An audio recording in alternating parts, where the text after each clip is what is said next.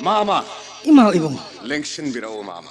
Ngasi yamna thawai nungai na uye khoi gi mama se ngasi sibu kari pau nungai ba ma pubirak pagi mama Laine nungai ba pau.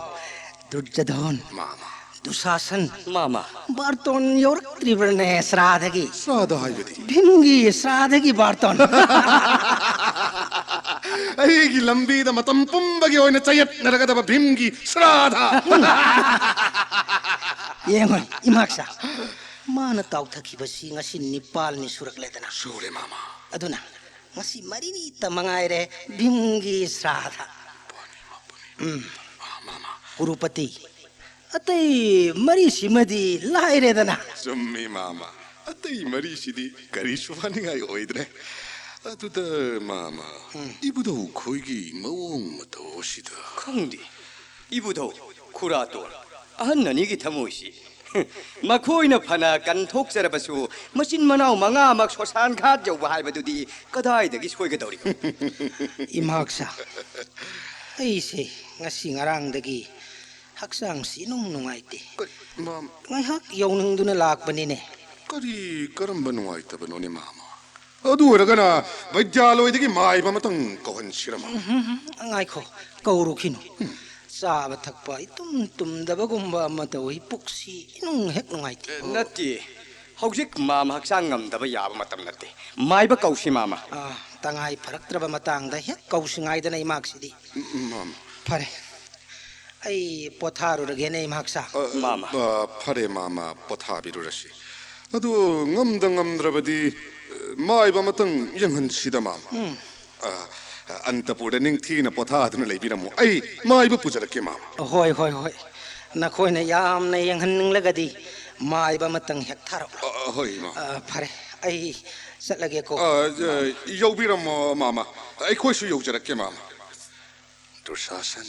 takpiyo yabo Asuk yam krabasagai na te mari mata leiriba mayam asing maraktagi mama sokuni khanbi ba sumna ichin na oi khoibu kana na su khanbi ba yaudi achumbani ya adu boy no shi yeng mada mama shi masa ngamdana yamna sokthana uini yabo mama shi mapukning nungshikini Baijalo gi manung na chatlaga kwai diga heiba maiba makhallaga chilina oi koina hojik mak mama gi ta chachila chachila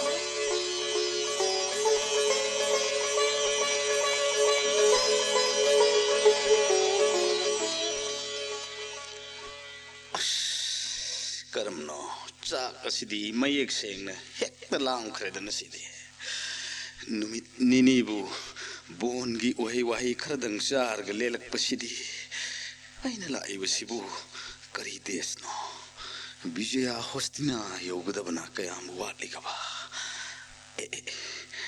nubi amala ibasida antaw hangkige kanano ni onto na sangkhole da kumara sidi Michamande ning thong masa masumalida wa amata hangje hoge ima kari haibage ibungo hangu masigi desha sibu kari desno ningthau kanagi raijano ima ibungo laipak asi bali ning thau haibadugi rajyani nate isabu kari lamdagi lakpano ima aise pata lebak yoruga amuk yumda hanjarakpani Vijaya hastina kauba lebak atuda leijabani ima ai isadi pata lebak tadi kaido wasaluriba ima lamtu yengjaningduna koiruba haibuduni lamsang lakpasida aram khauranguna khangwa yaraktre ima kanagumba chaba thakpa marang kaigdaba amagi yumda changjaraga atithi saba logjage khanjabani ima mafam amata imana takpiramu ngaiko adudi ima wa hange nangbu imana sum yengbada ningthau masa masumal natabrane mani ima ai ningthau machani Pandu putro Bhimsen haibadu ai ni ne ima adudi sing hawai si nang kaya yamna sabadi ngamgani raskumar Madugi wadi ima mi samana sagadaba siang hawai du Sri Krishna gi kripa leibadi Itanta sabang ngamgani de ima Pare adudi madumak hek tawrong asidi soidraba warane iman hairibisibo madubu soidrabadi nungaijakhrnidako ima Yengoi, ima wahage. Bali Maharaj ki amatta poksebi mudra kaubi ras kaina amalai. ima Masak matau sawung sada tasingna Parvati makasang damna bayai. ima Nipa samana sagadaba ching hawai ado.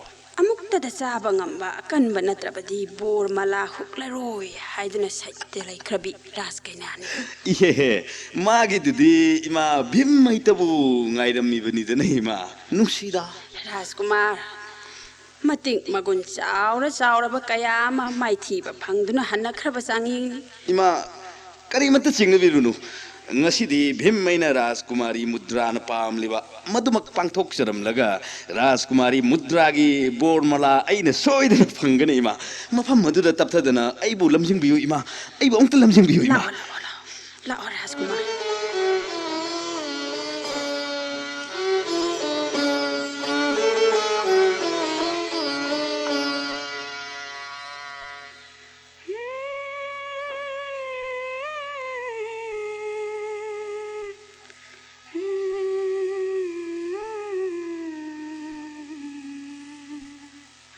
Karino, iben malini dubu ngasidi thengida.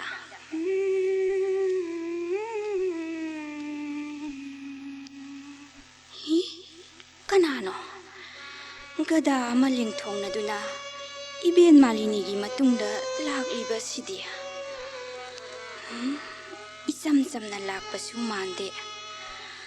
Akhanaba wafam amagi lakpa mankreda. Sawong sadana pajariba nungsa sabanda lam yawna pajaba siba mahadeva malaba Rajkumara sibu kana oirigaba ada leikonda leiribi aigi maikaida mamit kuptana yengduna leiribi si oi batai Rajkumari mudra hairibisi ima leikonda leiribisi asibu natro Rajkumari mudra hairibidubo Rajkumar, nabuk ningdo irang langi ni ne ha. kari wano ne ima aise pakang masani ne ima Aduna bu narai ba ingjau haiduna imana sinbani ne.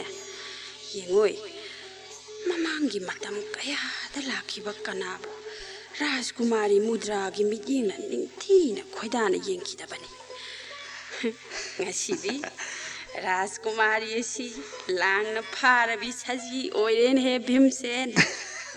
hoine ima laibak tinaruba haibadu oir male adugi su mathakta pandu putra bhimsen aibu jabada ngaudri raj kaina mahak adudi miron kara wapi oini daima Rajkumar, nang swai dang hak ta leiram.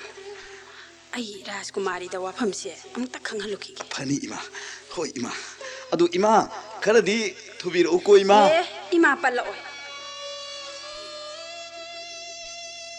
nipa chamana chagadaba cheng hawai kharadu chara amattada chawa haibududi karsulitaba wafamni se aduda luribadi aina hojikpu chana sinana gresti haibadu oiduna Rajkumari mudrabu pukhroga hairaklavadi kamdauba madugi matam madumakti natri aidi Oh, Rajkumar, sida sanglo.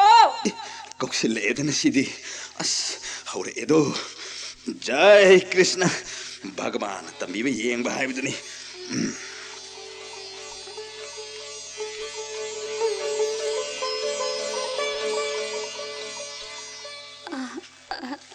Lengsin mira o Rajkumar.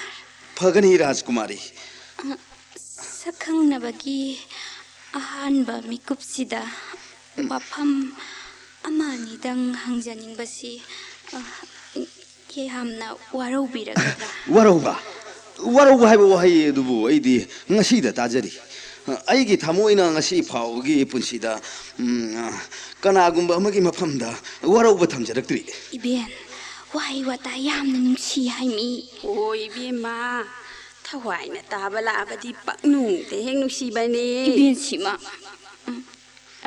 Rajkumar ki parijoy amukta takpiyuba.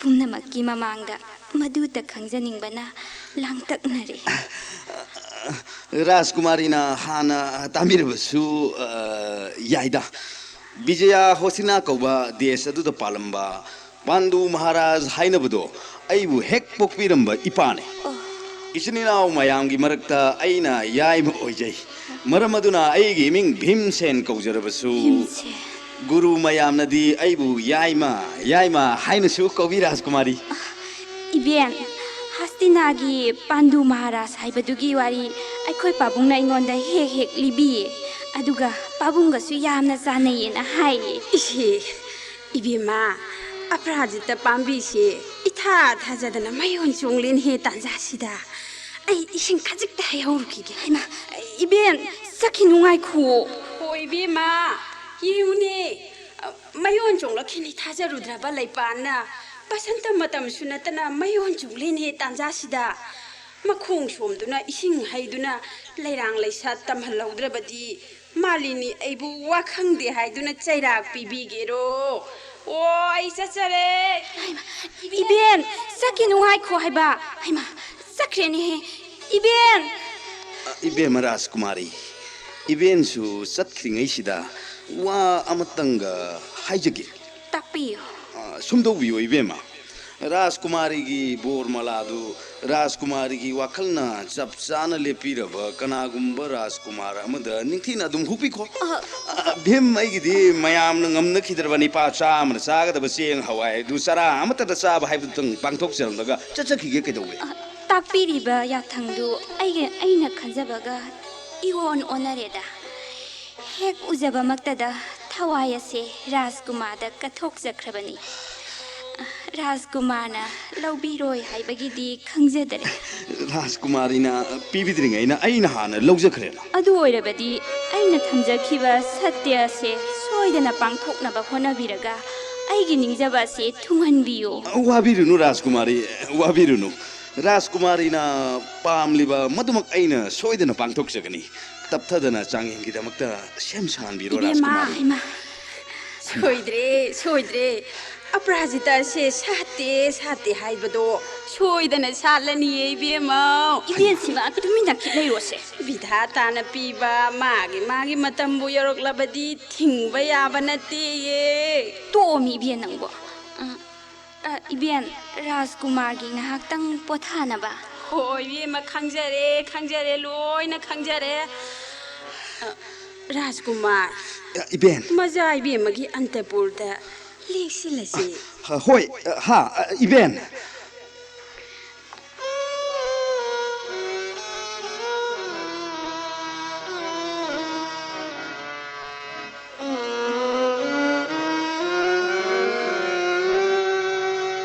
Eben कइदौरे इबेमा ngасidi pungningse leitafam ama khangdi अदुबु कइदौरगे हाइबनी horen इसी वा मयेक तो कोक हे हाइरो कइदौरगे horen ngamdre ka hairabadi kamdongni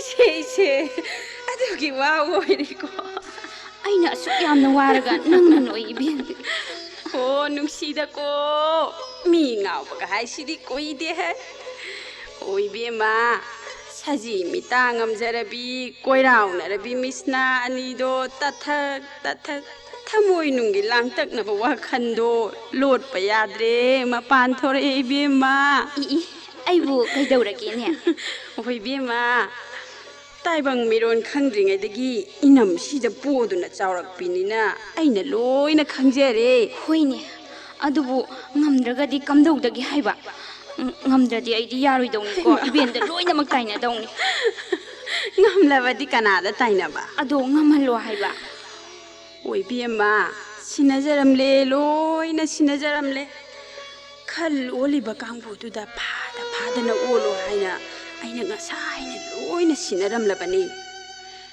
ए येउनी इबेमा राजकुमार सु सोमदबु लाइने ibien yengone maithong asi saurap na udro nate kanagumana bebhar kairuba yauduna saurabra kamdawni sidia तुमिले रोइ बेमा यौसिले इमा हंगी ꯔꯥꯖꯀꯨꯃꯥꯔ ꯂꯦꯡꯁꯤꯜꯂꯛꯎ ꯀꯔꯤ ꯇꯧꯔꯕꯒꯦ ꯁꯣꯝꯗ ꯂꯦꯡꯉꯛꯄꯕꯣ ꯏꯃꯥ ꯑꯩꯅ ꯉꯁꯥꯏꯗꯒꯤ ꯏꯃꯥ ꯀꯧꯖꯕꯁꯤ ꯔꯥꯖꯀꯨꯃꯥꯔꯤꯅꯁꯨꯏꯕꯦꯟ ꯀꯧꯕꯤꯔꯕꯅꯤꯅ ꯑꯩꯍꯥꯛꯁꯨꯏꯕꯦꯟ ꯀꯧꯖꯔꯒꯦꯅꯦ ꯏꯕꯦꯟ ꯍꯣꯏꯅꯦ ꯔꯥꯖꯀꯨꯃꯥꯔ ꯃꯤꯡꯒꯧꯐꯝ ꯁꯣꯏꯅꯍꯟꯒꯨꯝꯁꯤ ꯑꯗꯣ ꯀꯩꯗꯧꯔꯕ ꯋꯥ ꯃꯈꯥ ꯍꯥꯏꯔꯛꯑꯣ ꯅꯠꯇꯦꯏꯕꯦꯟ ꯑꯩꯅ ꯁꯨꯝ ꯂꯥꯞꯅ ꯎꯖꯕꯗ ꯃꯈꯣꯏ ꯆꯦꯡ ꯍꯋꯥꯏ ꯑꯣꯜꯂꯤꯕ ꯂꯣꯏꯁꯪ ꯃꯆꯥꯁꯤꯡ ꯑꯁꯤꯕꯨ ꯌꯥꯅꯤꯡꯗꯕꯒꯨꯝꯕ ꯑꯃ ꯀꯩꯗꯧꯔꯒꯦ ꯏꯕꯦꯟ ꯅꯨꯡꯉꯥꯏꯈꯤꯗ꯭ꯔꯦꯗꯀꯣ ꯅꯠꯇꯦ ꯀꯅꯥꯅꯣ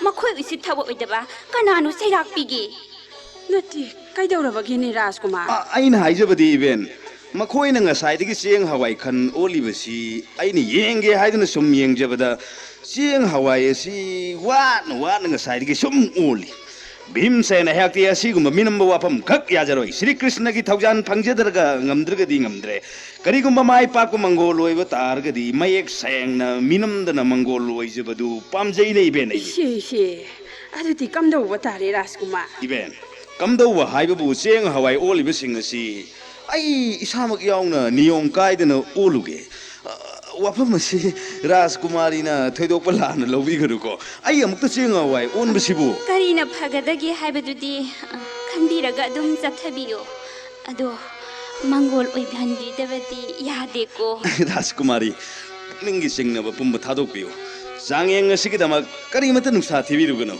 ꯏꯕꯦꯟ ꯑꯩ ꯍꯦꯛꯇ ꯑꯣꯜꯂꯨꯔꯒꯦꯗ ꯏꯕꯦꯟ ꯐꯅꯤ ꯔꯥꯖꯀꯨꯃꯥꯔ ꯏꯕꯦꯟ ꯃꯍꯥꯛꯀꯤ ꯃꯔꯤꯡꯖꯦꯟ ꯃꯊꯧꯅꯥꯁꯤꯗꯤ ꯑꯣꯟꯊꯣꯛꯅ ꯅꯤꯄꯥ ꯊꯣꯛꯈ꯭ꯔꯦꯗ ꯑꯗꯣ ꯏꯕꯦꯟ ꯉꯝꯗ꯭ꯔꯗꯤ ꯀꯝꯗꯧꯗꯒꯦ ꯍꯥꯏꯕ ꯑꯣꯟꯊꯣꯛꯄꯅꯤꯗꯀꯣ ꯀꯅꯥꯅ ꯉꯝꯃꯣꯏ ꯍꯥꯏꯕ ꯌꯥꯎꯔꯕꯒꯦꯅꯦ ꯏꯕꯦꯝꯃ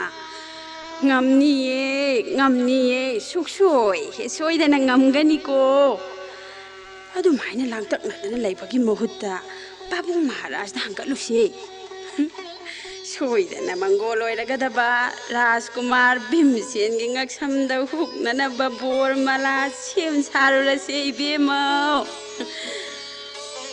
ꯑꯣ ꯅꯨꯡꯁꯤꯗꯀꯣ ꯉꯁꯤꯗꯒꯤ ꯃꯤꯒꯤ ꯃꯆꯥ ꯑꯣꯏꯈꯤꯗꯧꯔꯦꯗꯣ ꯀꯞꯆꯅꯤꯡꯉꯤꯗ ꯑꯩꯗꯤ ꯑꯩꯈꯣꯏ ꯏꯕꯦꯟꯁꯤꯃ पांडु पुत्र राजकुमार भीमसेन की बाली पुत्री राजकुमारी मुद्रा की तिनबीबा मयाम पुम्नमक ताबियो अवांग थंगब कोनुंग की कांगजेई बुंग द मयाम पुम्नमक चतपिरो असा थकमदी फिरोन सना लुपा कया राजकुमार अमदी राजकुमारी अनी की मंगोल की तमक महाराज नतान तौबिगदौड़ी पांडु पुत्र राजकुमार भीमसेन की बाली पुत्री राजकुमारी मुद्रा की 이비엠마 이벤 이붕어 라스구마र ꯇꯥꯛꯄꯤꯌꯨ ꯏꯕꯦꯟ ꯑꯍꯤꯡꯒꯤ ꯃꯇꯝꯁꯤ ꯄ꯭ꯔꯍꯔ ꯑꯅꯤ ꯈꯛꯇ ꯃꯉꯥꯏꯔꯦ ꯑꯟꯇꯄꯨꯔꯗ ꯁꯌꯨꯟ ꯀꯛꯈꯔꯣꯝꯗ ꯂꯦꯛꯁꯤꯜꯂꯁꯤ ꯅꯅꯥꯏꯁꯤꯡ ꯃꯌꯥꯝꯅ ꯊꯧꯒꯟꯒꯤꯗꯃꯛ ꯉꯥꯏꯔꯤ ꯏꯕꯦꯟ ꯌꯦꯡꯉꯨꯅꯦ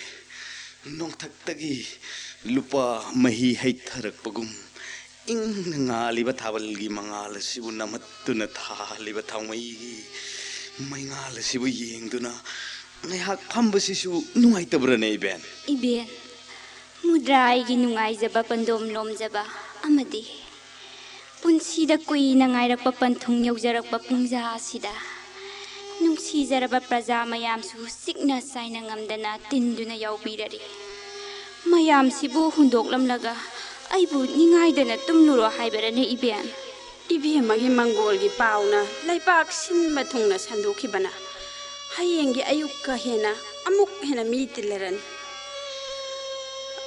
ꯍꯌꯦꯡꯒꯤ ꯁꯔꯨꯛꯁꯨ ꯈꯔ ꯈꯖꯤꯛꯇꯤ ꯈꯥꯛꯁꯤ ꯀꯩꯗꯧꯔꯒꯦ 이비엠마 이벤ꯁꯤ마 ꯔꯥꯖꯀꯨꯃꯥꯔ ꯏꯕꯦꯟ ꯍꯥꯏꯕꯤꯌꯨ ꯏꯕꯦꯟ ꯀꯔꯤ ꯇꯥꯛꯄꯤꯒꯗꯕ ꯉꯁꯤꯗꯤ 14ꯅꯤ ꯄꯥꯟꯕ ꯊꯥꯖꯅꯤ ꯍꯣꯏ ꯏꯕꯦꯟ ꯍꯌꯦꯡꯅ ꯄꯨꯔꯅꯤꯃꯥ ꯍꯌꯦꯡꯅ ꯃꯦꯔꯥ ꯊꯥꯒꯤ ꯊꯥꯅꯤꯟ ꯍꯌꯦꯡꯅ ꯑꯃꯨꯛ ꯍꯦꯟꯗꯧꯔꯤꯕꯅꯤ ꯊꯥꯕꯜꯁꯤ ꯍꯌꯦꯡꯗꯤ ꯀꯥꯔꯇꯤꯛ ꯗꯦꯕꯒꯤ ꯄꯨꯖꯥ ꯅꯨꯃꯤꯠꯁꯨ ꯊꯣꯛꯄꯅꯤꯅ ngasi ꯊꯥꯜꯂꯤꯕ ꯃꯌꯥꯝꯁꯤꯗꯒꯤ ꯍꯦꯟꯅ ꯑꯃꯨꯛ ꯉꯥꯟꯅ ꯊꯥꯟꯒꯗꯧꯔꯤꯕꯅꯤ ꯍꯣꯏ ꯏꯕꯦꯟ 이벤 아두나 까카롬다 랭실라시 이벤나 하이버금 랭실라시로 호이 짱시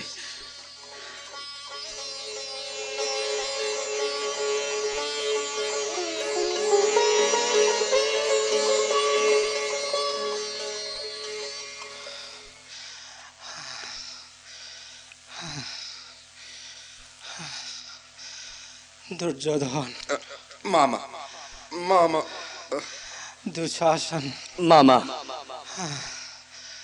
लाउने ꯆꯪꯉꯛꯎꯅꯦ ꯀꯔꯤꯒꯤꯅꯣ ꯅꯆꯤꯟ ꯅꯅꯥꯎꯅ ꯂꯦꯞꯇꯨꯅ ꯂꯩꯔꯤꯕꯗꯨꯕꯨ ꯐꯝꯃꯨꯅꯦ ꯐꯝꯃꯨꯅꯦ ꯏꯃꯥꯛꯁꯥ ꯍꯣꯏ ꯍꯣꯏ ꯃꯥꯃ ꯆꯪꯖꯔꯛꯀꯦ ꯃꯥꯃ ꯗꯨꯔꯁꯥꯁꯟ ꯀꯔꯝꯅꯣꯅꯦ ꯃꯥꯃꯒꯤ ꯐꯤꯕꯝꯁꯤꯕꯣ ꯌꯥꯝꯕꯗꯤ ꯇꯁꯦꯡ ꯅꯨꯡꯁꯥ ꯊꯤꯔꯤꯅ ꯑꯩ ꯀꯝꯗꯧꯁꯤꯒꯦ ꯍꯣꯏꯅꯦ ꯌꯥꯝꯕꯨ ꯐꯅ ꯅꯤꯡꯊꯤꯖꯅ ꯊꯣꯟꯈ꯭ꯔꯕ ꯃꯥꯃꯒꯤ ꯄꯨꯛꯆꯥꯎꯅꯤ ꯑꯗꯨꯕꯨ ꯇꯞꯅꯈ꯭ꯔꯦꯅꯦ ꯁꯨꯛꯂꯦꯞ ꯂꯦꯞꯇꯅ ꯆꯠꯂ ꯃꯥꯜꯂꯦ ꯑꯁꯤꯗꯤ ꯈꯪꯗꯦ ꯁ꯭ꯋꯥꯏ ꯃꯉꯥꯏꯔꯦ ꯑꯩꯅ ꯍꯣꯠꯅꯒꯗꯕꯁꯦ ꯀꯔꯝꯅꯣ ꯐꯅ ꯐꯕ ꯃꯥꯏꯕ ꯄꯨꯝꯕ ꯂꯥꯏꯒꯨꯝꯕ ꯃꯥꯏꯕ ꯄꯨꯝꯕ ꯂꯣꯏꯅꯃꯛ ꯀꯔꯤꯁꯨ ꯀꯥꯟꯅꯗ꯭ꯔꯦꯅꯦ ꯌꯥꯝꯕꯨ ꯀꯝꯗꯧꯅꯤ ꯁꯤꯗꯤ ꯑꯩꯈꯣꯏꯒꯤ ꯃꯥꯃ ꯁꯣꯏꯍꯜꯂꯛꯄ ꯌꯥꯗꯦ ꯌꯥꯗꯦꯅꯦ ꯑꯗꯨꯁꯨ ꯀꯅꯥꯅ ꯑꯃꯨꯛ ꯀꯧꯅꯤ ꯃꯥꯏꯕꯁꯤꯗꯤ ꯌꯥꯝꯕꯨ 이보다우가 어떤 카나라가 이행시라. 그리노다 낭수 오이로이도 와두부 뭐이디 깔락 비엔나리바니네 강아브로 दुर्योधन 마마 लाउने लाउने मामा वा हाइगेने 호이 마마 락셔리 마마 까리 가사이 번지 앵이 하이버두부 까리 하이버게 아이부 코이란 여우레까 하이버네 이막사 까리노네 마마나 아두 터모이 빅터비리버두부 좀 학장 암다바 호나바 농니니 히퍼더부 까리마타 하이데세 그라하 부자 까루 하이버더니 마마 अदु हरबदी नने बेमा खोई होनद्रिब्रने नमना 이네 베마다 나띠 마마 이마 파우 야우는 호나리예.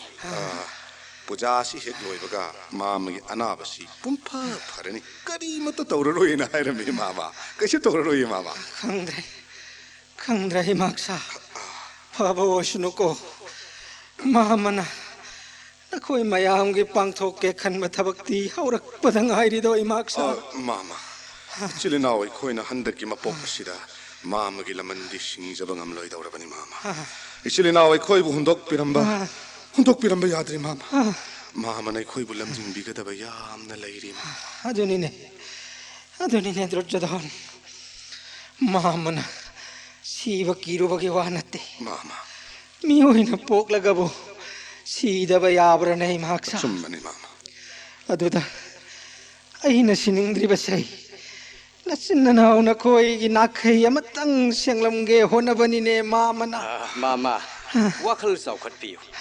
하이엔까지 소이든 하고라니예. 에이 두사선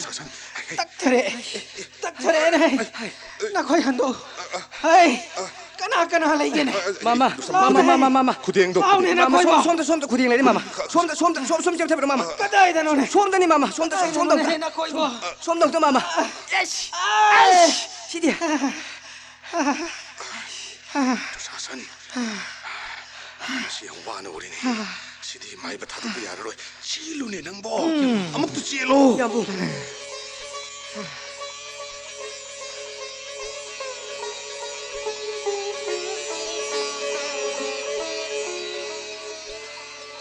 이붕어 라스구마르 이벤 파스티나다 공사하려가니 하이바시부 소이드라바 와라 호이 이벤 아둠나 간저리바 어두디 까영의 공사한게다와 이벤 아이 판타바 야드르바니 하우지막 콩살라게네 이벤 अदुदी राजकुमारी ने वही होगदब सक्तम मदुदी मजाइबुंगोदी करी मत खनबीद्रबरा इबेमसु थोरेसे ꯍꯧꯖꯤꯛꯃꯛ ꯍꯁꯇꯤꯅꯥ ꯄꯥꯡꯅ ꯈꯣꯡꯁꯥꯟꯕꯤꯔꯒꯅꯤ ꯍꯥꯏꯔꯤꯕꯁꯤ ꯑꯆꯨꯝꯕ ꯑꯣꯏꯕꯤꯔꯕ꯭ꯔꯥ? ꯇꯉꯥꯏ ꯐꯗꯅ ꯂꯦꯡꯕꯤꯗꯕ ꯌꯥꯗꯦ ꯇꯥꯛꯄꯤꯔꯒꯗꯤ ꯑꯩꯁꯨ ꯇꯨꯡ ꯏꯟꯖꯒꯅꯤ. ꯀꯔꯤ ꯋꯥꯅꯣ ꯃꯨꯗ꯭ꯔꯥ? ꯆꯤꯡꯖꯥꯎ ꯃꯟꯖꯥꯎ ꯎꯃꯪ ꯋꯥꯃꯪ ꯀꯌꯥ ꯂꯥꯟꯗꯨꯅ ꯁꯥꯡꯈ꯭ꯔꯕ ꯂꯝꯕꯤꯗ ꯈꯣꯡꯅꯇ ꯆꯠꯀꯗꯕꯅꯤꯅꯦ ꯃꯨꯗ꯭ꯔꯥ. ꯑꯁꯤꯗꯕꯨ ꯅꯪꯅ ꯇꯨꯡ ꯏꯜꯂꯛꯄ ꯍꯧꯅꯗꯦꯅꯦ ꯃꯨꯗ꯭ꯔꯥ. ꯂꯨꯍꯣꯡꯂꯕꯤ ꯅꯨꯄꯤꯒꯤ ꯄꯨꯟꯁꯤꯅ ꯃꯄꯨꯔꯣꯏꯕꯒꯤ ꯇꯨꯡ ꯏꯟꯕꯗ ꯑꯋꯥ ꯑꯅꯥ ꯃꯥꯌꯣꯛꯅꯒꯅꯤ ꯍꯥꯏꯕꯒꯤ ꯆꯤꯡꯅꯐꯝ ꯊꯣꯛꯇꯦ. ꯑꯩ ꯁꯨꯡꯁꯣꯏ ꯁꯣꯏꯗꯅ ꯔꯥꯖꯀꯨꯃꯥꯔꯒꯤ ꯇꯨꯡ ꯏꯟꯖꯔꯛꯀꯅꯤ. ꯅꯠꯇꯦ ꯃꯨꯗ꯭ꯔꯥ. ꯔꯥꯖꯀꯨꯃꯥꯔꯤ ꯑꯋꯥ ꯑꯅꯥꯗꯨꯒꯤ ꯋꯥ ꯉꯥꯛꯇꯁꯨ ꯅꯠꯇ꯭ꯔꯦ. इबेनसु ताबियु आई वाफमसे अयहाक इपा इमागी अनिसुबो मचानी इथक्त इयाम्ब हेक थांगनना लेरी यामुंग जुडिस्ते हौजिक फाव ग्रेस्टी ओइद्री अदुगी सुमथक्ता यही इसिंग तमगदबा खेत्रियो मचा मना खंगफम हैफम थोप विद्या कया तमगदबसु वानी फिबम मसिदा आइगी गुरु बदगगी याथंग अमतंग निउद्रिंगै अइने नंगबु पुदुना सत्खिबा हाइबसी थौगलोल काइबा थौंगनी मुद्रा नंग बाबू महाराज की नाक निंगथीना लेरमु मतम चान नियम काइदना अइ नंगबु लौबला के मुद्रा इबुंगोगा मतिक मगुन मानबा नचा इबुंगो अमा फंगजबा ओइजौ हाइबा bore अदुदी ननाइदा पिनबी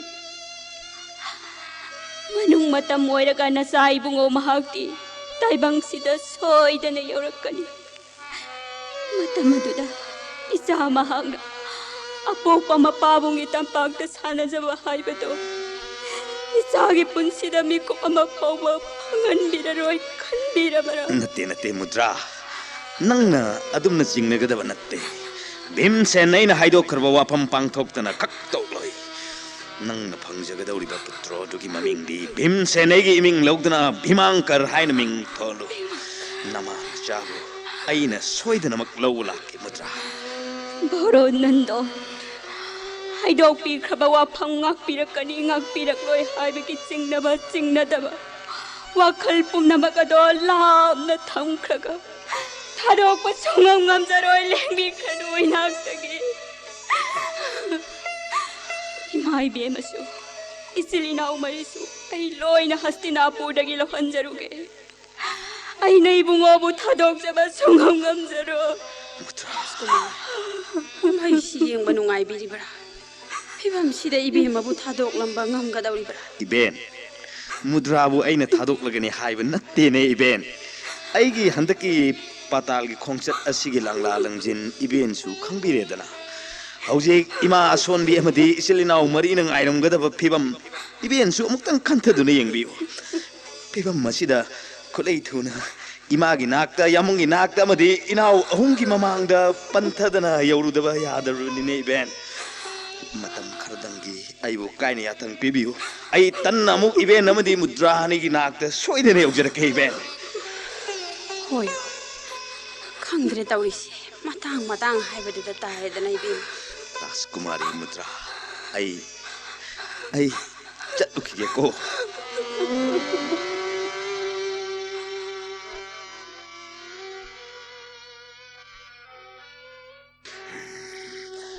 खंगनी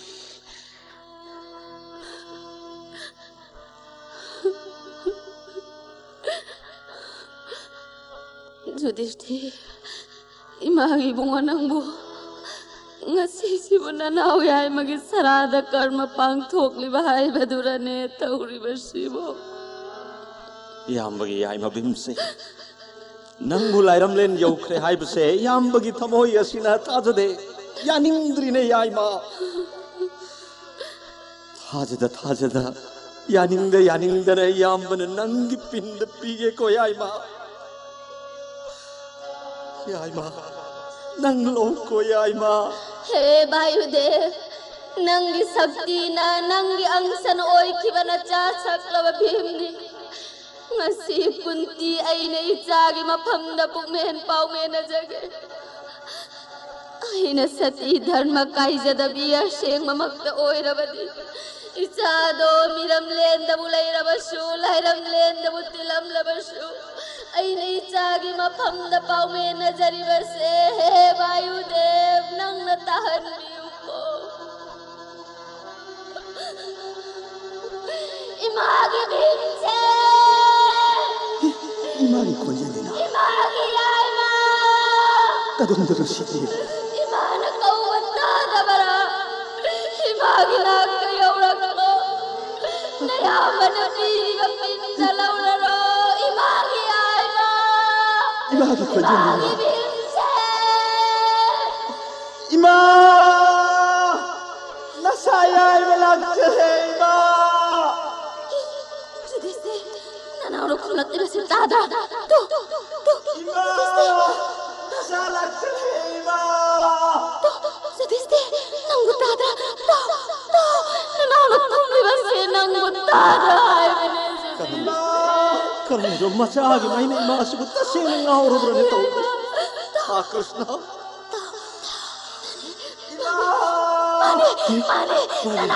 많이 야이먹이 권재하니 마. 야이먹이 권재하니 마. 이만이 권재하니 따뜻해. 이만이 많이 이분이 감사드리네 이마.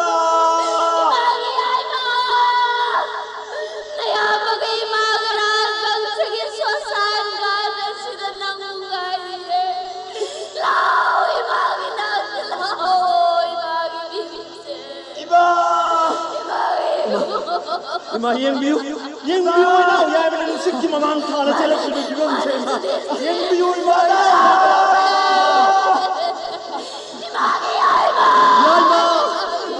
야이먹이 음세.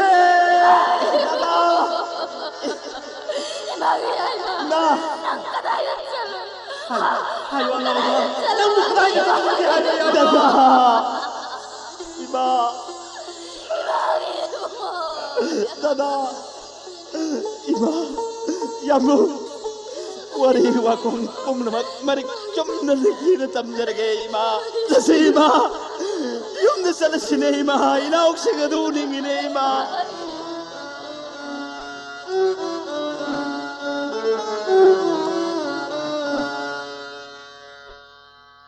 하이 거리기나 두사선나 수핑나 라이브시 마나기 피범지나 숙사들이 시다 까리 까람바 우버드로바 묵토바노네 마기 마옹스 얌보 까이다우레 두사선 빔하라 가오래 마양 와와 ngang 나락고 따바다기 춤데 캉레게 하이두나 아이 짝라게 예응로래 얌보 소이드바 와르니 낭기 시부 두사선 낭 자생나 나밋 막 나우락라브라 만학다 핵장루버두디 한고이두나 이 짱제락들이 이미 우락라버니 얌보 하스티나게 마타우 레이테모 마얌 짱두나 생 하와이 아사탁 마코기 마윰다 딘나바 빠랭 락나우리 얌보 그럼노 야암나 루리네 와펑마시디 와펑마시기 랑라랑진 캉레락라바디 이부동으로 쫓아라 까다바 타박가시디 단자하시다 마마나 마로라 맘마 이부 상나두나 레이레 와카라타 톡다신 떠오그다바수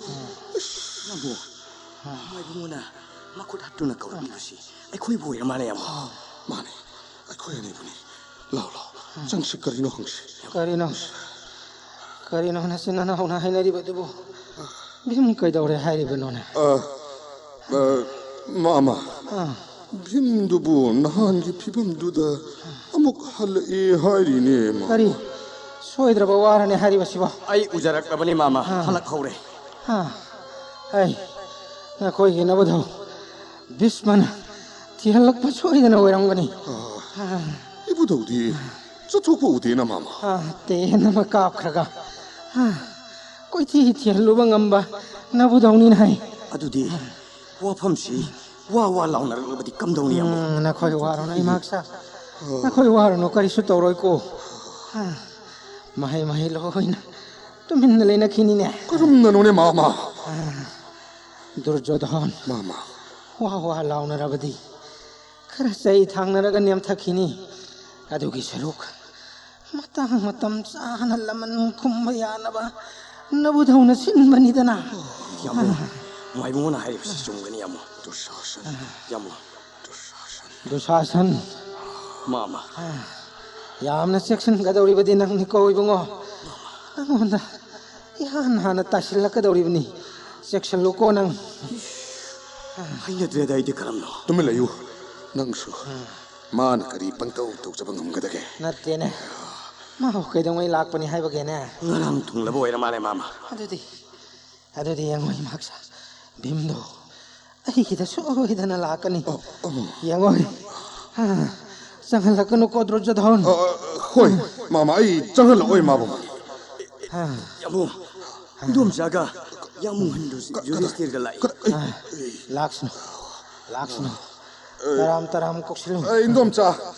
인돔자가 양봉한가 구름자리 랭신비라시 소음다 랭신비 Durjadhan 인돔자 nang mama bu kamdauribano nahan makhaidi nanawi ay magi marang baduda yaurakpa ngamdabanine indomsa 아두니 인돔자 마마기 마롤라마 ꯏꯅꯥꯎ ꯌꯥꯏꯃꯒꯤ ꯃꯔꯣꯜ ꯑꯃ ꯃꯊꯣꯡ ꯃꯔꯣꯝ ꯑꯝꯇ ꯈꯪꯖꯗ꯭ꯔꯦ ꯑꯩꯈꯣꯏꯁꯨ ꯑꯗꯨꯕꯨ ꯏꯅꯥꯎ ꯌꯥꯏꯃꯒꯤ ꯂꯩꯈꯥꯏ ꯑꯃ ꯇꯥꯔꯛꯄꯁꯤꯗꯤ ꯅꯨꯡꯉꯥꯏꯖꯔꯦ ꯏꯅꯣꯝꯆꯥ ꯁꯀꯨꯅꯤ ꯆꯦꯕꯦꯝꯃ ꯅꯪꯕꯨ ꯈꯔ ꯅꯨꯡꯉꯥꯏꯔꯕ꯭ꯔꯥ ꯅꯁꯥꯗꯣ ꯏꯆꯦꯗꯣ ꯅꯃꯥꯛ ꯑꯉꯥꯎꯕ ꯑꯗꯨꯒꯤ ꯆꯔꯥꯡꯅꯕꯗ ꯏꯄ꯭ꯋꯥꯒꯤ ꯅꯥꯛꯇ ꯌꯧꯔꯛꯄ ꯉꯝꯈꯤꯗꯕꯅꯤ ꯆꯦꯕꯦꯝꯃ ꯏꯅꯣꯝꯆꯥ ꯒ꯭ꯔꯍꯒꯤ ꯗꯁꯥ ꯍꯥꯏꯕꯗꯨꯅꯤ ꯏꯃꯥꯛꯅ ꯇꯧꯔꯤꯕꯗꯣ ꯑꯩꯁꯨ ꯅꯍꯥꯟꯗꯒꯤ ꯍꯤꯞꯂꯤꯕꯁꯤꯅꯤ ꯆꯦꯕꯦꯝꯃ ꯃꯥꯃ ilang langduna mama gini haina karigumba matabu pujarakte ꯀꯔꯤ ꯄꯨꯔꯛꯀꯗꯧꯔꯤꯕꯅꯣ ꯏꯕꯨꯡꯉꯣ ꯃꯥꯃꯅ ꯅꯁꯛ ꯎꯔꯤꯕꯁꯦ ꯃꯥꯃ ꯅꯨꯡꯉꯥꯏꯔꯦ ꯏꯃꯥꯛꯁꯦ ꯑꯩꯅꯅꯦ ꯅꯈꯣꯏ ꯅꯆꯤꯟ ꯅꯅꯥꯎ ꯃꯌꯥꯝꯁꯦ ꯄꯨꯟꯅꯕ ꯁꯤꯟꯕꯗꯨꯗꯤ ꯏꯃꯥꯛ ꯌꯥꯏꯃꯒꯤ ꯗꯁꯥ ꯇꯥꯅꯕ ꯍꯦꯛ ꯇꯥꯈꯤ ꯃꯥꯃ ꯏꯛꯄꯨ ꯏꯀꯥꯏꯔꯕꯅꯤꯅꯦ ꯏꯃꯥꯛꯁꯥ ꯅꯃꯥꯛꯁꯤꯡꯅ ꯀꯔꯤꯁꯨ ꯈꯟꯗꯦ ꯁꯀꯨꯅꯤ ꯆꯦꯕꯦꯝꯃ ꯍꯧꯖꯤꯛ ꯑꯗꯨꯒꯨꯝꯕ ꯅꯨꯡꯉꯥꯏꯇꯕ ꯋꯥꯈꯜ ꯈꯟꯕ ꯃꯇꯝ ꯅꯠꯇꯦ ꯅꯁꯥꯗꯣ ꯄ꯭ꯔꯞ ꯄ꯭ꯔꯞ ꯍꯧꯒꯠꯅꯕ ꯈꯟꯒꯗꯕꯅꯤ ꯃꯈꯣꯏ ꯑꯉꯥꯡꯁꯤꯡ ꯃꯆꯤꯟ ꯃꯅꯥꯎ ꯃꯈꯩꯁꯨ ꯃꯊꯪ ꯃꯊꯪ ꯂꯥꯛꯂꯍꯧꯔꯤ ꯑꯗꯨꯗꯤ ꯏꯆꯦ ꯑꯃꯨꯛ ꯌꯧꯔꯒꯦꯅꯦ ꯁꯀꯨꯅꯤ ꯆꯦꯕꯦꯝꯃ ꯂꯦꯡꯉꯣ ꯏꯅꯣꯝꯆꯥ ꯂꯦꯡꯉꯣ ꯂꯦꯡꯕꯤꯔꯁꯤ ꯏꯅꯣꯝꯆꯥ ꯏꯆꯥꯁꯥ ꯅꯈꯣꯏ ꯃꯥꯃ ꯊꯥꯗꯣꯛꯀꯅꯨꯀꯣ 이놈사 강제라니 이놈사 durjadhan 양복 iyamnasu yaurage 랭비르시 양복 ꯃꯈꯣꯏꯅ ꯂꯥꯛꯏꯕꯁꯤ ꯇꯥꯛꯄꯅꯤꯅꯦ ꯐꯠꯇ ꯅꯨꯡꯗ ꯊꯣꯛꯀꯗꯧꯔꯤꯕ꯭ꯔꯥ ꯌꯦꯡꯒ ꯂꯥꯛꯄꯅꯤꯅꯦ ꯑꯁꯤꯅꯤꯅꯦ ꯃꯈꯣꯏꯒꯤ ꯂꯧ 또 샤산 능 통진들 있고 그럼부터 좀 할까노 ꯑꯗꯨꯃꯛ ꯑꯩ ꯇꯧꯖꯒꯦ ꯑꯃꯨꯛ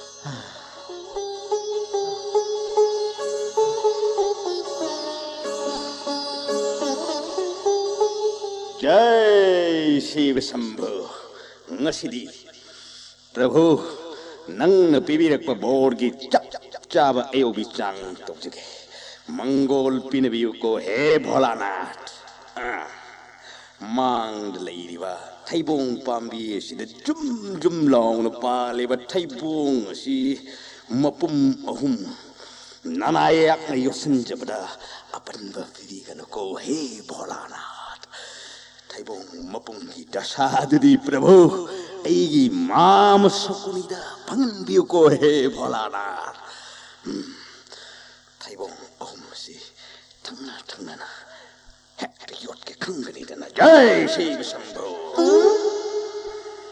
जय शिव शंभु जय Shiv Shambhu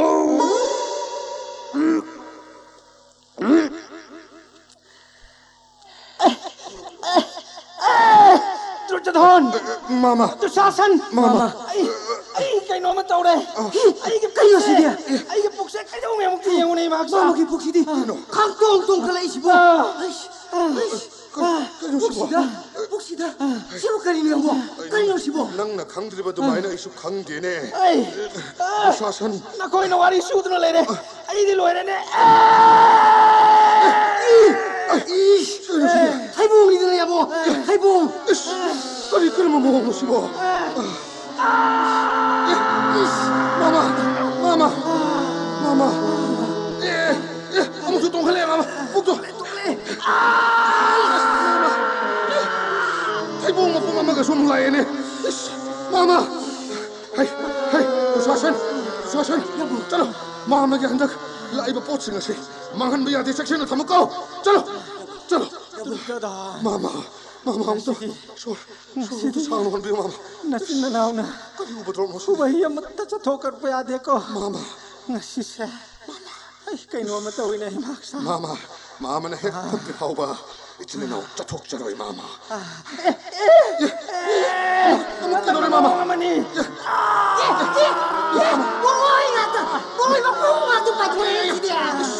씨바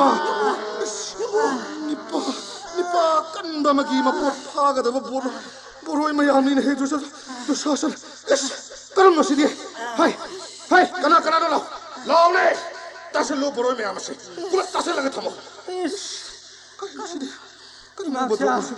이막사 마마 아이디 와레다 마마 하이 와시트사 ngasi thore ba posak puna makasi amat tamangan na yade kasil na sida puna mak ulap thamu ho ado ay tamu yare ado ay tamu 마마 ngamde haibu kayam kan ngamdabano 야이마니나. mama kamdoriba 야이마. 답나 아무튼 한국 고 마음이 양 와리. dada tinmu laimu phattaba chen khinabani ne aina kan ngangjari bise 야이마 어떡하니? kadai mai bana kada kana ne yengi ba oi du sasan 야무 야이마 mai bigi phajam ko 까리기 오이람로 야무 야이마 oi mama gi ana ba se ni yenga phagadabni ne ostina gi mai bi singna si khamba na ba ru yeng ba hei pona ti ne yamana yengadabni ne nang na haidi basibu. mai ba hai bi sidi dada baitanaran hai ba dum ni haina lai guru mayam na takpi mai ba pham hai bi sidi baitanaran maki asoni aduna laibak homlak kacharaga mai ba pham da phamgadabani ne dada 야이마 낭디 마이브 사백이니 요무닝 티나 강리네. 깜다우도나 까다이 담모리바 낭바. aina handak numit manga tarani chacharubudu mai ba saba tamba chacharubani dana dada adu swaida koishilliba mayam purmuksi khagara mukta handoko 아이 amukta handokhanbi 에이 마얌 수아이들 레리바나 거기 와이 식파 까리 한도. soidana phagani da nuksa thirno dada 도전에 예고 야이마. mama kamdauge handak sibu usok khara toirurabro mama bo 야이마 우소과 방차 setpana tin he mamado nangbu mamagi anabase phan mangamgadrane karigi phattadagene mama se nama mihundo amukta yengjage mama jomnong te hipiyo mama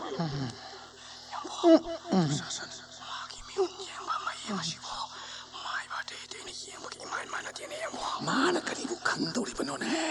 옥신나리바니네 도사선.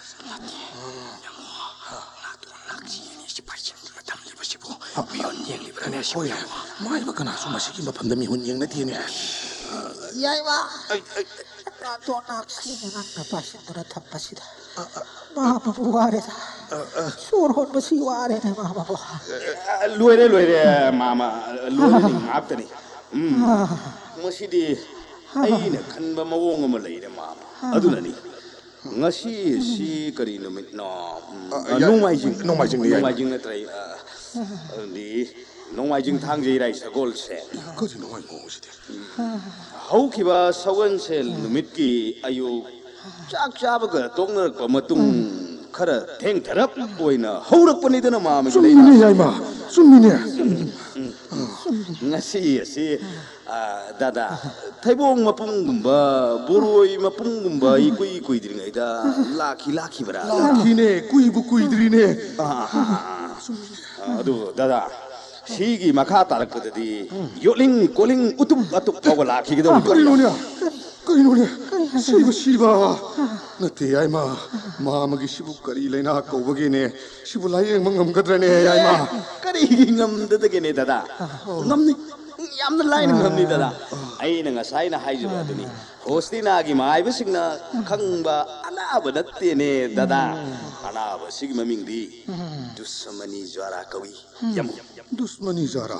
dusmani jara kawi 어밍 시디 두사소. 어밍 시디 아무도 못 따지네 거. sinida yamu yeknabada hatlage haiduna kapluraga changuba ngamdraduna amuk hana halaktuna masada panbadubu dusmani jara kawiduna yamu 야무 야이마 마시디 깜다우르가 파가니 야무 야이마 dusmani jara puribu laibu puja tawraga khodak ta hekta phagani da dusason 야이마 adu ma masibung hakang pothansi adu yamu 하유 야이마 하유 야이마. 마마 엉따. ma mase amuk ninthina phaman gone dada 마마 엉따 소도 땀나 엉따. 거리 떠고다 봐 야이마. masi mamabu pothansi hairabadi yamu hokjimak bon amada puraga lai khunba tai natragadi yoling la pun halani le dada yoling la halani le 그럼시 야이마. 호중 먹자시 부은다라 까나이 되는 능 하이바 마팜두다.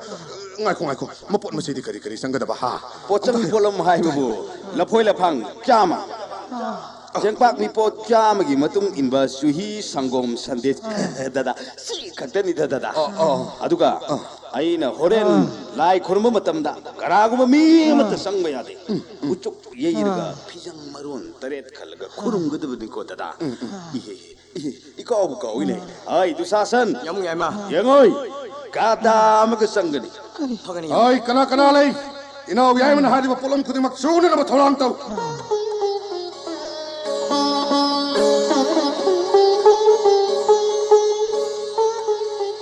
ꯌꯥꯝ ꯌꯥꯏꯃ ꯄꯨꯖꯥꯒꯤ ꯄꯣꯠꯂꯝ ꯄꯨꯝꯅꯃꯛ ꯐꯤꯖꯪ ꯃꯅꯨꯡꯗ ꯂꯣꯏꯅ ꯁꯨꯅꯕ ꯊꯝꯖꯔꯦ ꯌꯥꯔꯒꯗ꯭ꯔꯥ ꯑꯃꯨꯛꯇ ꯌꯦꯡꯕꯤꯌꯨ ꯌꯥꯝ ꯌꯥꯏꯃ ꯌꯥꯔꯅꯤ ꯗꯨꯁꯥꯁꯟ ꯃꯥꯃꯁꯦ ꯀꯣꯛꯇꯒꯤ ꯈꯣꯡ ꯐꯥꯎꯕ ꯐꯤ ꯑꯉꯧꯕ ꯑꯗꯨꯅ ꯀꯨꯞꯇꯨꯅ ꯑꯝꯇ ꯊꯝꯃꯨ ꯑꯗꯨꯒ ꯃꯌꯥꯝ ꯄꯨꯝꯅꯃꯛ ꯀꯣꯅꯨꯡꯗ ꯍꯟꯈ꯭ꯔꯣꯅ ꯍꯥꯏꯌꯨ ꯃꯥꯃ ꯐꯔꯒ ꯑꯗꯨꯝ ꯍꯟꯖꯔꯛꯑꯅꯤ ꯃꯌꯥꯝ ꯄꯨꯝꯅꯃꯛ ꯀꯣꯅꯨꯡꯗ ꯂꯣꯏꯅ ꯍꯟꯕꯤꯈ꯭ꯔꯣ ꯌꯥꯏꯃ ꯃꯥꯃꯁꯦ ꯐꯍꯜꯂꯛꯎꯀꯣ ꯌꯥꯝꯅ ꯗꯈꯤꯅꯥ ꯆꯥꯎꯅ ꯇꯧꯒꯅꯤꯀꯣ ꯌꯥꯏꯃ ꯗꯗꯥ ꯋꯥꯐꯝ ꯑꯃꯅ ꯃꯥꯃꯒ ꯑꯩꯒꯅ ꯀꯣꯅꯨꯡ ꯌꯧꯔꯛꯂꯒ ꯑꯩꯅ ꯌꯥꯔꯦ ꯍꯦꯛ ꯍꯥꯏꯗ꯭ꯔꯤꯕ ꯐꯥꯎꯕ ꯉꯁꯤꯗꯤ ꯃꯩ ꯊꯥꯟꯕꯤꯔꯝꯕ ꯌꯥꯗ꯭ꯔꯦ ꯅꯨꯃꯤꯠ ꯃꯝꯂꯤꯒ ꯇꯧꯔꯛꯄ ꯃꯇꯝꯁꯤ ꯄꯨꯖꯥ ꯃꯇꯝ ꯆꯞ ꯆꯥꯏ ꯑꯗꯨꯗꯤ ꯃꯌꯥꯝ ꯂꯣꯏꯅ ꯍꯟꯕꯤꯈ꯭ꯔꯣ ꯍꯣꯔꯦꯟ ꯀꯔꯤꯒꯨꯝꯕ ꯗꯨꯁꯃꯅꯤ ꯖꯥꯔꯥꯒꯤ ꯂꯥꯏ ꯂꯥꯛꯄ ꯃꯇꯝꯗ ꯃꯤ ꯄꯣꯡ ꯂꯩꯔꯝꯕ ꯊꯣꯛꯂꯕꯗꯤ ꯃꯤ ꯑꯗꯨꯁꯨ ꯁꯤꯅꯤ ꯑꯗꯨꯒ ꯃꯥꯃꯁꯨ ꯁꯤꯔꯦ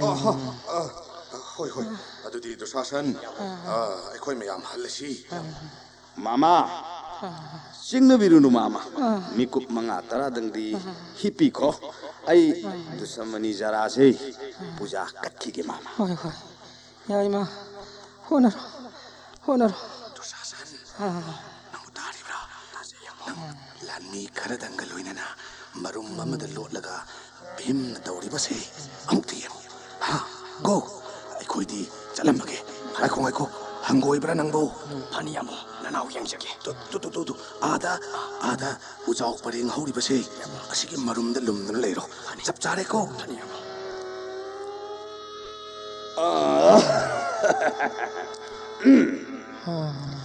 ꯃꯕꯨꯛ ꯐꯠꯇꯕ ꯄꯥꯄꯤ ꯉꯥꯛꯇꯅꯤꯅ ꯂꯩꯀꯨꯠ ꯂꯔꯥꯏꯗ ꯑꯃꯨꯛ ꯂꯨꯝꯗꯨꯅ ꯂꯩꯔꯝꯕꯁꯨ ꯌꯥꯏ ꯇꯟꯈꯥꯏꯒꯦ ꯈꯪꯒꯅꯤ ꯉꯁꯤ ꯍꯣꯏ ꯀꯅꯥꯅꯣ ꯑꯗꯨꯋꯥꯏꯗ ꯂꯩꯀꯨꯠꯇ ꯂꯔꯥꯏꯗ ꯎꯔꯨꯝ ꯋꯥꯔꯨꯝꯗ ꯂꯨꯝꯗꯨꯅ ꯂꯩꯔꯤꯕꯗꯣ ꯀꯔꯤꯒꯤꯅꯣ ꯍꯣꯏ ꯅꯈꯣꯏ ꯂꯩꯗꯨꯅ ꯑꯩ ꯂꯥꯏ ꯈꯨꯔꯨꯝꯕ ꯌꯥꯗ꯭ꯔꯦꯅ ꯍꯩ ꯗꯨꯁꯃꯅꯤ ꯖꯣꯔꯥ ꯂꯥꯛꯂꯕꯗꯤꯅꯦ ꯅꯁꯥꯗ ꯍꯟꯖꯤꯟꯖꯒꯅꯤꯀꯣ ꯂꯣꯏꯅ ꯎꯔ ꯃꯥꯜꯂꯦꯅꯦ ꯂꯥꯟꯃꯤꯁꯥ ꯆꯦꯜꯂꯁꯦ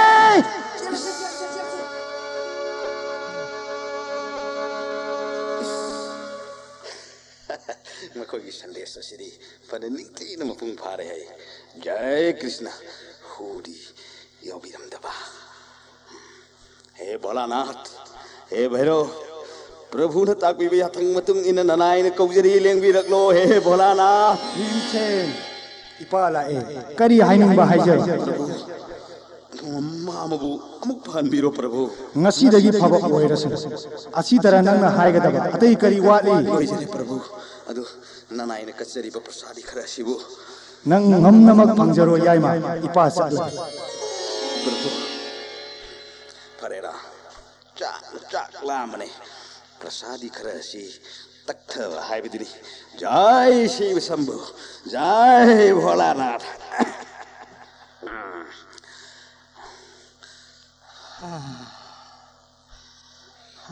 फत्रिब्रा मायमा याइमा मामा फरे याइमा सोरे मामा दुसमनी जरा हाइबसिदी माइबदुना अनाब फरब्रा हंगलप मतमदा माइबदुना हंगलप खोन अदुदगी तंखायम हेंगना अनाब मीदुना फरे हाइन खुमदबी अमुसु हंजिना नादौरि मी मामा कम हो याइमा अदुना आई अमुक हंगजगे मामा हंदती कन्न खुमिदब यादे मामा कन्न खुमिरौ को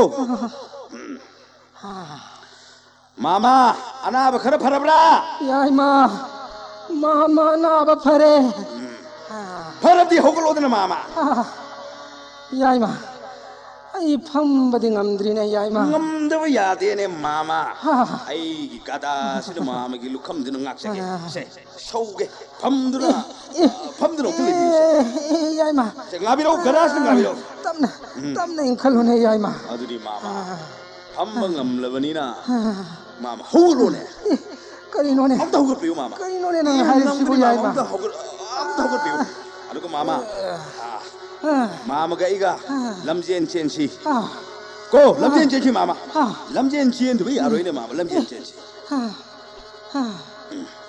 ꯆꯤꯡꯅꯕꯤꯔꯨꯅꯨꯅꯦ ꯃꯥꯃ ꯅꯃꯥꯛꯅ ꯍꯥꯏꯔꯤꯕꯁꯦ ꯅꯃꯥꯛꯀꯤ ꯒꯗꯥ ꯑꯁꯤꯅ ꯃꯥꯃꯒꯤ ꯌꯥꯡꯂꯦꯟꯁꯤꯗ ꯏꯟꯕꯣꯏ ꯉꯥꯛꯇꯨꯅ ꯊꯧꯒꯜ ꯇꯧꯖꯒꯦ ꯂꯋꯥꯏ ꯂꯦꯝꯐꯨꯗꯨ ꯅꯨꯡꯁꯤꯠ ꯌꯩꯅꯤ ꯐꯣꯂꯥ ꯍꯥꯞꯄꯒꯤ ꯀꯣꯝꯄꯥꯛ ꯑꯁꯦ ꯀꯣꯛꯇ ꯍꯦꯛꯇ ꯎꯞꯁꯤꯟꯕꯤꯌꯨꯅꯦ ꯃꯥꯃ ꯆꯦꯜꯂꯁꯤ ꯃꯥꯃ ꯆꯦꯟꯕꯤꯌꯨ ꯃꯥꯃ ꯆꯦꯟꯕꯤꯌꯨ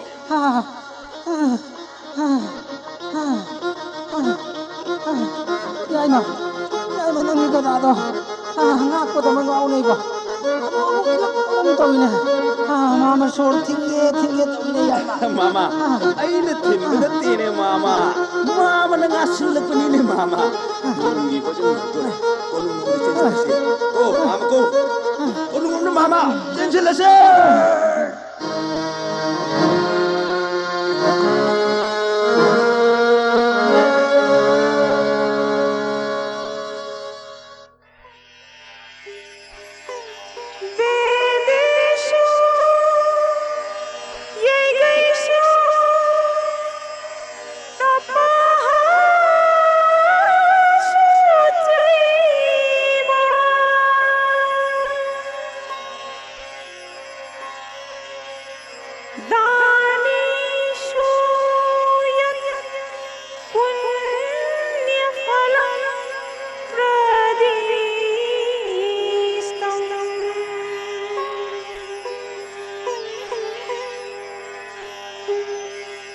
Ate